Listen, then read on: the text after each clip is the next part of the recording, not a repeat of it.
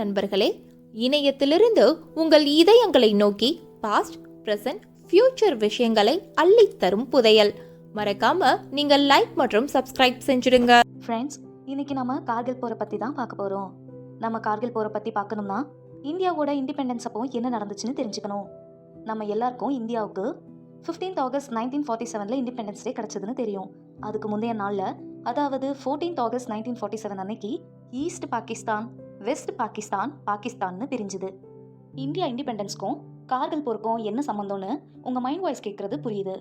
India இண்டிபெண்டன்ஸை declare பண்ணுற பேச்சுவார்த்தை நடந்தப்போ ஜின்னா முஸ்லிம்க்கு தனி நாடு வேணும்னு கேட்டாரு. மகாத்மா காந்தி ஒன்றுபட்ட இந்தியா இருக்கணும்னு முயற்சி பண்ணாரு. பட் அவரோட முயற்சி தோல்வியில் முடிஞ்சுது. நேருக்கு வேற வழி தெரியல. ஸோ இந்தியா பார்ட்டிஷனுக்கு சம்மதிச்சு சைன் பண்ணாரு. முஸ்லீம் மெஜாரிட்டியாக இருக்கிற பிளேஸை பாகிஸ்தானும், ஹிந்துஸ் மெஜாரிட்டியாக இருக்கிற பிளேஸை இந்தியானும் பிரிச்சாங்க. இது பிரிட்டிஷ்காரங்க டைரக்டாக இந்தியாவை ரூல் பண்ண பிளேஸ்க்கு பொருந்தும். பிரிட்டிஷ்காரங்க இந்தியாவை இன்டைரக்டா 500க்கும் மேல சிறு அரசர்கள் மூலமா ரூல் பண்ணாங்க.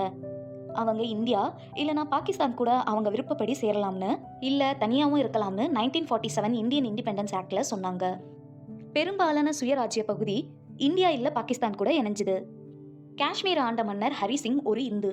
ஆனால் அங்கே வசித்த பெரும்பான்மையான மக்கள் இஸ்லாமியர்கள். எனவே இஸ்லாமியர்கள் அதிகமாக இருக்கக்கூடிய பகுதியை பாகிஸ்தானுக்குள்ள இணைக்கணும்னு ஜின்னா விரும்பினாரு. அதனால பாகிஸ்தான் காஷ்மீர் பகுதியை தன்னோட நாட்டோட சேர்த்துக்கணும்னு நினைச்சு அந்த பகுதியில் இருந்த பழங்குடியினரை எடுத்து போர ஆரம்பிச்சாங்க. இதனால மன்னர் ஹரிசிங் காஷ்மீரை இந்தியாவோட இணைக்க சம்மதம் சொன்னாங்க.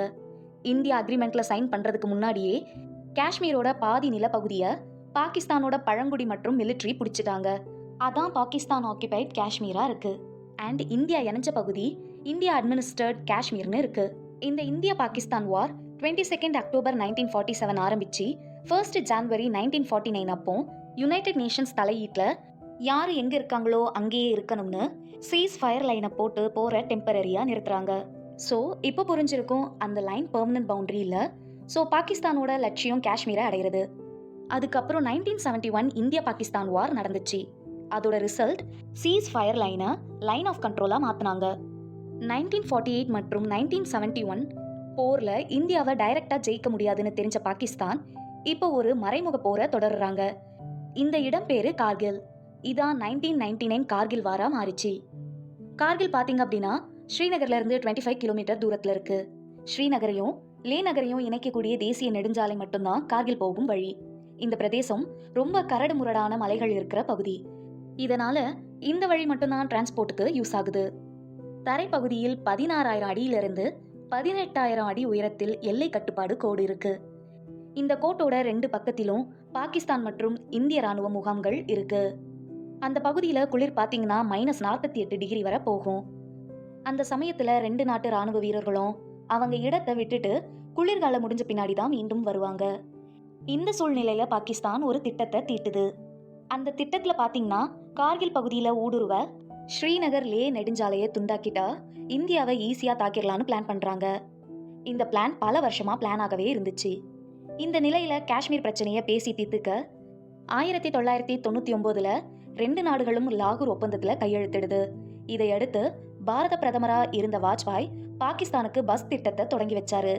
வெளியில நட்பா இருக்கிற மாதிரி நடிச்சிட்டு இருந்த பாகிஸ்தான் இந்தியாவுக்குள்ள ஊடுருவ திட்டம் போட்டதோட 1999 ஆண்டு குளிர்காலத்துல இந்திய படைகள் கீழே இறங்கி வரக்கூடிய சமயத்துல பாகிஸ்தான் ராணுவத்தை அனுப்பி கார்கில் சுத்தி இருக்கக்கூடிய பகுதிகளை ஆக்கிரமிக்குது.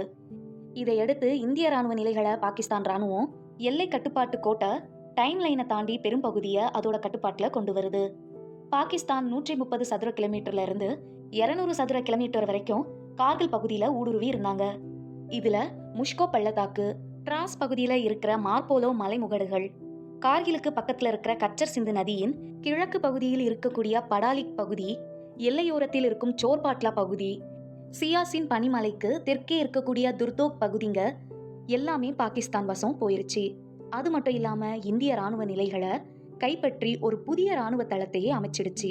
மாடு மேய்க்கக்கூடிய மக்களால் இந்த ஊடுருவலை இந்திய ராணுவத்துக்கு தெரிய வருது. இந்திய ராணுவ கேப்டன் சௌரத் காலியா தலைமையில படாலிக் பகுதிக்கு ரோந்து போனப்ப அவங்க 5 பேரையும் பாகிஸ்தான் ராணுவம் பிடித்து சித்திரவதை செய்து கொன்னாங்க.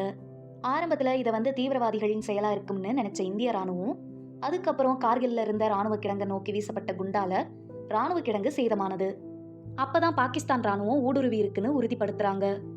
இதை தொடர்ந்து இந்த பகுதியை மீட்க இந்திய ராணுவம் ரெடி ஆகுறாங்க. ஃப்ரெண்ட்ஸ், இந்த வீடியோ உங்களுக்கு பிடிச்சிருக்கும்னு நம்புறோம். கார்கில் போரோட ஆபரேஷன் விஜயை பத்தி நம்ம டீட்டெயிலா நெக்ஸ்ட் வீடியோல பார்க்கலாம். உங்க கருத்தை காமெண்ட்ஸ்ல பதிவு பண்ணுங்க. உங்க ஆதரவை புதையல் சேனலுக்கு கொடுங்க. மறக்காம லைக் மற்றும் சப்ஸ்கிரைப் பண்ணுங்க.